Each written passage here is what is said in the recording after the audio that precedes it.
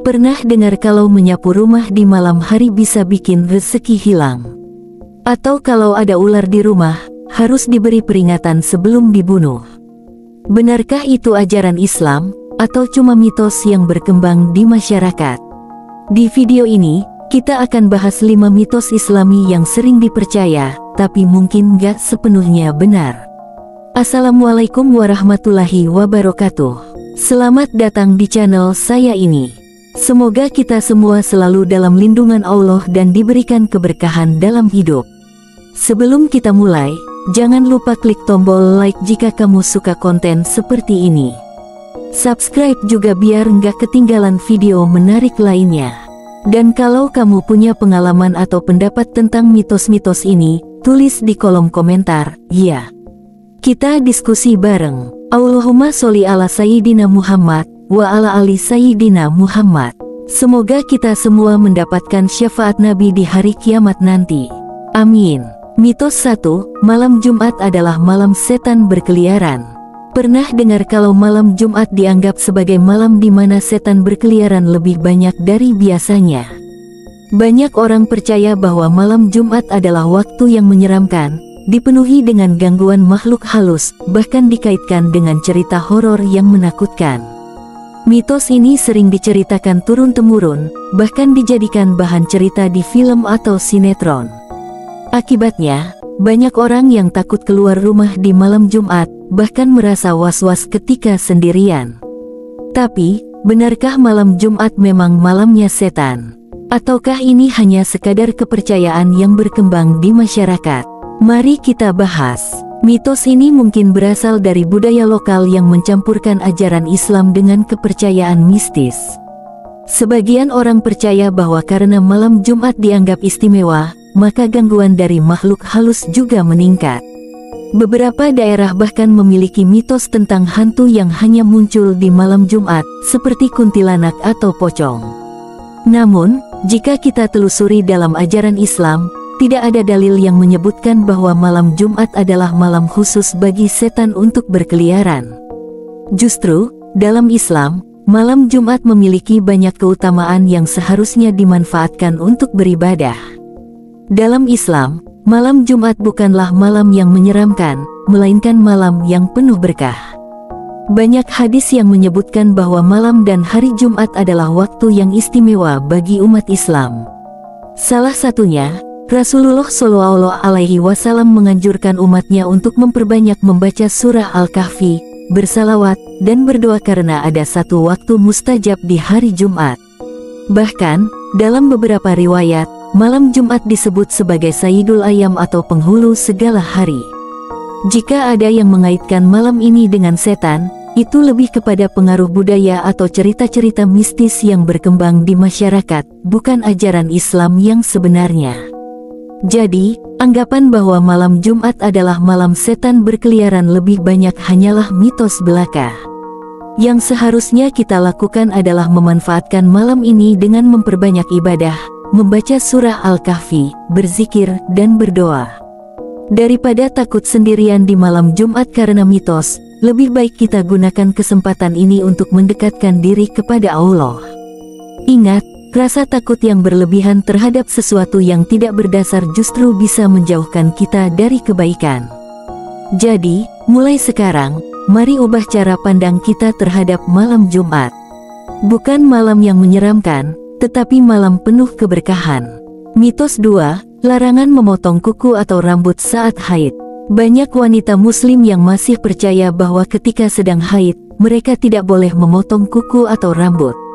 Katanya, jika rambut atau kuku yang dipotong saat haid tidak ikut dibersihkan setelah mandi wajib, maka tubuh akan kembali dalam keadaan tidak suci di hari kiamat.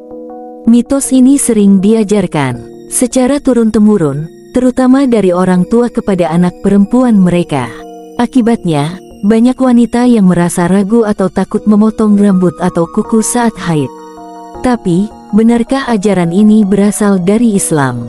Ataukah hanya kepercayaan yang berkembang di masyarakat tanpa dasar yang jelas? Mitos ini kemungkinan berasal dari tradisi budaya yang berkembang di berbagai daerah.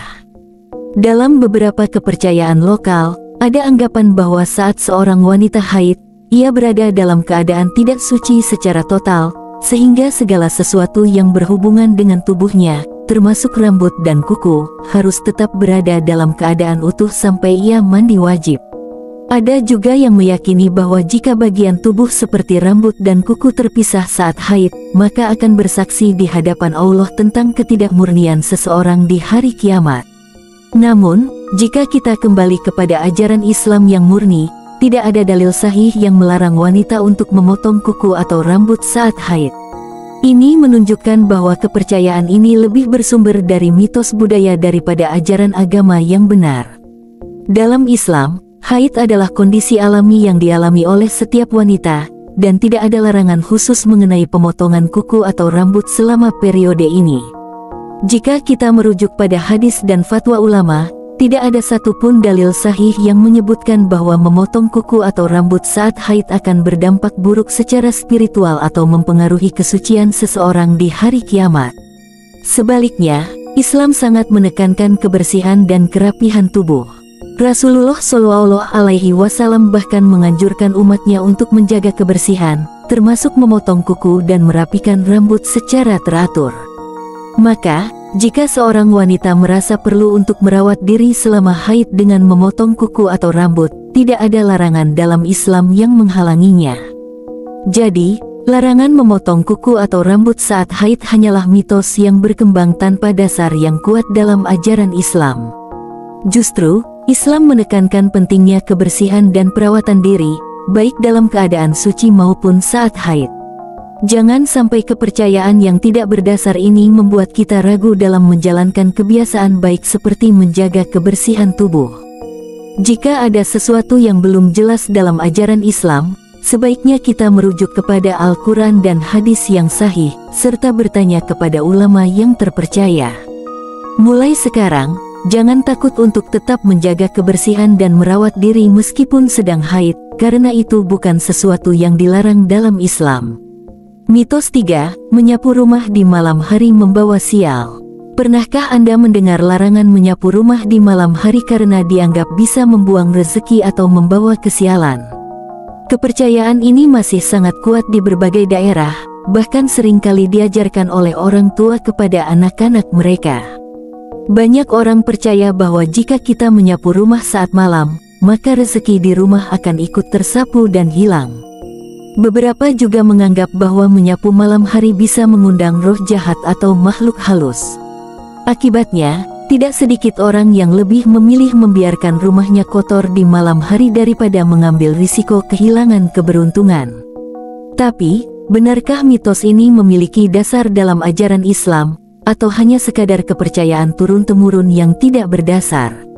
Jika kita telusuri asal-usulnya, mitos ini sebenarnya tidak berasal dari ajaran Islam, melainkan lebih kepada kepercayaan budaya dan tradisi nenek moyang. Di masa lalu, penerangan rumah masih terbatas, terutama di daerah pedesaan. Menyapu rumah di malam hari dianggap berisiko karena bisa membuat seseorang tidak sengaja membuang barang berharga yang sulit ditemukan dalam gelap. Dari sini, muncullah kepercayaan bahwa menyapu malam hari bisa menghilangkan sesuatu yang berharga, yang kemudian diinterpretasikan sebagai rezeki.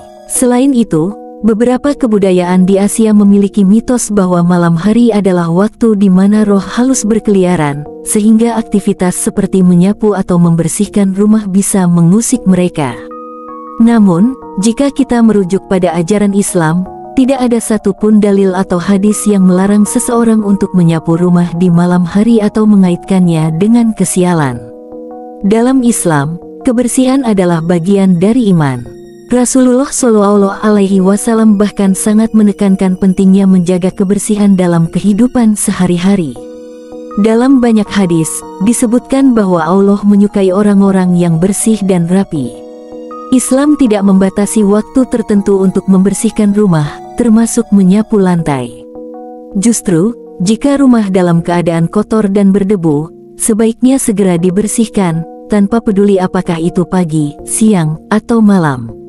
Tidak ada konsep dalam Islam yang mengatakan bahwa menyapu rumah di malam hari bisa membawa kesialan atau mengusir rezeki. Rezeki seseorang datang dari Allah, bukan dari hal-hal yang bersifat mistis atau kepercayaan tanpa dasar. Bahkan, dalam beberapa riwayat, rumah yang bersih dan rapi bisa menjadi tempat yang lebih nyaman untuk beribadah dan membawa keberkahan. Jadi, anggapan bahwa menyapu rumah di malam hari bisa membawa sial atau mengusir rezeki hanyalah mitos yang tidak memiliki dasar dalam Islam. Sebaliknya, Islam mengajarkan kita untuk selalu menjaga kebersihan kapan saja, tanpa memandang waktu. Jika rumah kotor di malam hari dan perlu disapu, maka tidak ada salahnya untuk segera membersihkannya. Jangan sampai kepercayaan yang tidak berdasar ini membuat kita takut melakukan hal yang sebenarnya baik. Jika kita ingin menjaga rezeki, caranya bukan dengan menghindari menyapu malam hari, tetapi dengan memperbanyak doa, bekerja keras, bersedekah, dan selalu bertawakal kepada Allah. Jadi, mulai sekarang, jika rumah kotor di malam hari, ambil sapu dan bersihkan tanpa rasa takut, karena kebersihan justru membawa keberkahan, bukan kesialan. Mitos 4, ular di rumah harus diperingatkan sebelum dibunuh. Pernahkah Anda mendengar bahwa jika ada ular masuk ke dalam rumah, kita tidak boleh langsung membunuhnya, tetapi harus memberi peringatan terlebih dahulu? Mitos ini cukup populer di kalangan masyarakat Muslim, terutama di Indonesia dan negara-negara yang memiliki budaya Islam yang kuat. Banyak orang percaya bahwa ular yang masuk ke rumah bisa jadi bukan sekadar hewan biasa, melainkan jelmaan jin. Konon, jika ular tersebut benar-benar jin dan langsung dibunuh, maka kita bisa terkena musibah atau gangguan gaib. Karena itulah, banyak yang meyakini bahwa ular di rumah harus diberi peringatan 3 kali sebelum mengambil tindakan lebih lanjut. Tapi, benarkah hal ini merupakan ajaran Islam, atau hanya mitos yang berkembang di masyarakat? Mari kita telaah lebih dalam. Kepercayaan bahwa ular di rumah harus diperingatkan sebelum dibunuh sebenarnya memiliki akar dalam sejarah Islam. Dalam sebuah hadis yang diriwayatkan oleh Imam Muslim, Rasulullah Shallallahu Alaihi Wasallam memang pernah menyebutkan bahwa di Madinah ada jin yang dapat menjelma menjadi ular. Oleh karena itu, jika seseorang melihat ular di rumah, dianjurkan untuk memberinya peringatan selama 3 hari agar jin tersebut pergi dengan sendirinya. Namun, jika setelah 3 hari ular itu masih ada, barulah boleh dibunuh. Namun, penting untuk memahami konteks hadis ini. Pada zaman Rasulullah Shallallahu Alaihi Wasallam, jin di Madinah memang pernah diketahui mengambil bentuk ular, sehingga ada perintah khusus untuk berhati-hati. Tetapi, ini tidak berarti bahwa semua ular dimanapun dan kapanpun adalah jelmaan jin. Selain itu, dalam hadis lain, Rasulullah Shallallahu Alaihi Wasallam juga memberikan pengecualian bahwa jika ular itu berbahaya dan mengancam jiwa, maka boleh langsung dibunuh tanpa perlu memberi peringatan terlebih dahulu. Inilah yang seringkali tidak dipahami dengan baik oleh sebagian masyarakat yang masih mempercayai mitos ini secara mutlak. Dalam Islam, keselamatan manusia lebih diutamakan. Jika ada ular berbisa yang masuk ke dalam rumah dan berpotensi membahayakan penghuni rumah, maka tindakan terbaik adalah segera membunuhnya atau mengusirnya tanpa perlu memberikan peringatan. Hal ini sejalan dengan kaidah fiqh dalam Islam, yaitu mencegah bahaya lebih diutamakan daripada mengikuti anjuran yang bersifat khusus pada kondisi tertentu. Oleh karena itu, hadis tentang memperingatkan ular ini tidak bisa diterapkan secara umum di semua tempat dan situasi. Jika kita tinggal di daerah yang tidak memiliki riwayat tentang jin yang menyerupai ular seperti di Madinah pada masa Rasulullah Shallallahu Alaihi Wasallam, maka aturan ini tidak harus diterapkan secara mutlak. Sebaliknya, jika ular itu berbahaya, kita justru dianjurkan untuk segera mengambil tindakan agar tidak mencelakai diri sendiri atau anggota keluarga. Oleh karena itu, penting bagi umat Islam untuk memahami konteks ajaran agama agar tidak terjebak dalam praktik yang tidak sesuai dengan keadaan sebenarnya. Jadi, anggapan bahwa semua ular di rumah harus diperingatkan sebelum dibunuh adalah mitos yang berasal dari hadis dengan konteks khusus. Memang benar, ada riwayat yang menyebutkan bahwa jin di Madinah pernah menyerupai ular, sehingga Rasulullah Shallallahu Alaihi Wasallam menganjurkan untuk memberikan peringatan terlebih dahulu. Namun, dalam kondisi di mana ular tersebut berbahaya, Islam justru membolehkan untuk segera membunuhnya tanpa perlu ritual tertentu. Jangan sampai mitos ini membuat kita ragu atau bahkan membahayakan diri sendiri hanya karena takut melanggar sesuatu yang sebenarnya tidak bersifat wajib. Yang paling penting adalah memahami ajaran Islam secara menyeluruh, bukan hanya mengambil satu hadis tanpa melihat konteks dan penerapannya. Mulai sekarang, jika ada ular masuk ke rumah Anda, kenali dulu jenisnya. Jika itu adalah ular berbisa yang membahayakan, segera ambil tindakan yang tepat. Namun, jika tidak berbahaya, Anda bisa mencoba mengusirnya dengan cara yang aman. Yang jelas, keselamatan manusia tetap menjadi prioritas dalam Islam, dan tidak ada kewajiban mutlak untuk selalu memberi peringatan kepada ular sebelum membunuhnya. Mitos 5, menggantung ayat kursi dan rajah di rumah bisa mengusir jin. Banyak orang percaya bahwa menggantung ayat kursi di rumah, baik dalam bentuk tulisan kaligrafi, poster, atau hiasan dinding, dapat mengusir jin dan mencegah gangguan makhluk halus. Tidak hanya ayat kursi, ada juga yang meyakini bahwa menggantung tulisan Arab tertentu, seperti rakam atau ayat-ayat Al-Quran lainnya, bisa menjadi pelindung dari gangguan gaib. Kepercayaan ini begitu kuat sehingga hampir setiap rumah muslim memiliki hiasan kaligrafi ayat-ayat suci yang ditempel di dinding, terutama di ruang tamu atau kamar tidur. Tapi benarkah hal ini memiliki dasar dalam Islam? Apakah cukup hanya dengan menggantung tulisan ayat kursi tanpa membaca dan mengamalkannya? Kepercayaan ini kemungkinan besar berasal dari budaya dan tradisi lokal yang mencampurkan ajaran Islam dengan unsur mistis. Dalam banyak kebudayaan, tulisan-tulisan suci sering dianggap memiliki kekuatan spiritual, sehingga diperlakukan seperti jimat atau benda keramat. Padahal, dalam Islam, perlindungan dari gangguan jin dan setan tidak cukup hanya dengan menggantung ayat-ayat suci di dinding tanpa memahami dan mengamalkannya. Rasulullah Shallallahu Alaihi Wasallam mengajarkan bahwa perlindungan sejati dari gangguan makhluk halus adalah dengan membaca, memahami, dan mengamalkan ayat-ayat Al-Quran, bukan sekadar menjadikannya hiasan. Sayangnya, banyak orang yang menganggap bahwa cukup dengan menggantung tulisan ayat kursi atau doa tertentu, mereka akan otomatis terlindungi dari gangguan jin tanpa perlu melakukan ibadah lain yang diperintahkan oleh Allah. Dalam Islam, ayat kursi memang memiliki keutamaan besar dalam melindungi seseorang dari gangguan setan dan jin. Dalam sebuah hadis yang diriwayatkan oleh Abu Hurairah, Rasulullah Shallallahu Alaihi Wasallam bersabda bahwa siapa yang membaca ayat kursi sebelum tidur, maka dirinya akan dilindungi oleh Allah dari gangguan setan hingga pagi hari. Namun, hadis ini menekankan pembacaan ayat kursi, bukan sekadar menggantungnya di dinding. Jika hanya menggantung tanpa membaca dan memahami maknanya, maka ayat tersebut tidak akan memberikan manfaat apapun. Begitu pula dengan ayat-ayat lain dalam Al-Quran. Tujuan utama diturunkannya Al-Quran adalah untuk dibaca, dipahami, dan diamalkan dalam kehidupan sehari-hari. Jika seseorang hanya menjadikannya sebagai dekorasi rumah tanpa berusaha mengamalkannya, maka itu tidak akan memberikan perlindungan yang diharapkan. Islam tidak mengajarkan penggunaan tulisan ayat sebagai jimat atau benda pelindung, tetapi menekankan pentingnya ibadah dan doa yang dilakukan dengan hati yang ikhlas dan penuh keyakinan. Jadi, anggapan bahwa menggantung ayat kursi dan tulisan doa tertentu di rumah bisa otomatis mengusir jin hanyalah mitos yang berkembang di masyarakat. Islam memang mengajarkan bahwa ayat kursi memiliki keutamaan besar dalam melindungi seseorang dari gangguan jin dan setan, tetapi perlindungan itu hanya berlaku jika ayat tersebut dibaca dan diamalkan dalam kehidupan sehari-hari. Menggantung ayat-ayat suci sebagai bentuk penghormatan terhadap Al-Quran memang diperbolehkan, tetapi tidak boleh diyakini memiliki kekuatan gaib atau menjadi pengganti dari ibadah yang sebenarnya.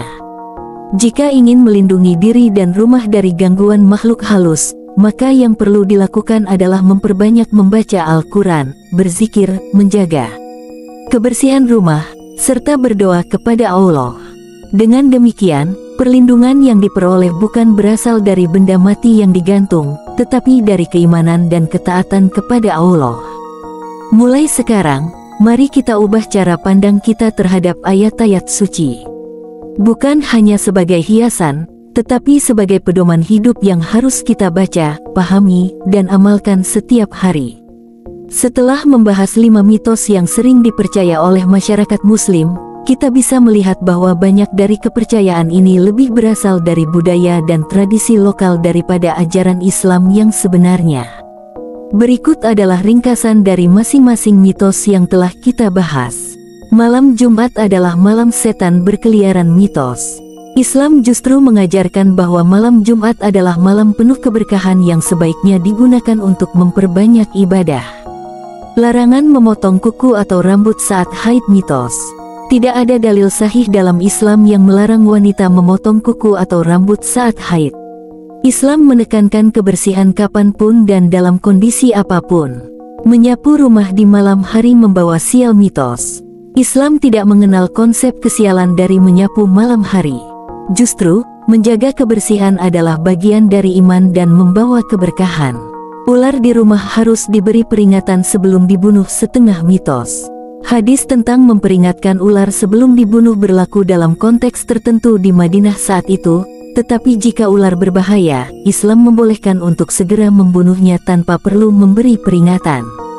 Menggantung ayat kursi dan rokom di rumah bisa mengusir jin. Mitos Perlindungan dari jin bukan berasal dari benda mati yang digantung, tetapi dari membaca, memahami, dan mengamalkan ayat-ayat Al-Quran. Jika kalian merasa video ini bermanfaat, jangan lupa klik tombol like agar semakin banyak orang yang mendapatkan manfaat. Juga, tekan tombol subscribe dan aktifkan lonceng notifikasinya supaya tidak ketinggalan video menarik lainnya. Jika kalian punya pengalaman atau ingin menambahkan pendapat tentang mitos-mitos yang kita bahas tadi, tuliskan di kolom komentar ya. Mari kita diskusi bersama. Allahumma sholli ala Sayyidina Muhammad, wa ala ali Sayyidina Muhammad. Semoga kita semua selalu mendapat syafaat Nabi Muhammad Sallallahu Alaihi Wasallam di dunia dan akhirat. Amin ya rabbal alamin. Terima kasih sudah menonton sampai akhir. Tetap jaga iman, ilmu, dan amal, serta selalu saring informasi sebelum mempercayainya. Sampai jumpa di video selanjutnya, insya Allah. Wassalamualaikum warahmatullahi wabarakatuh.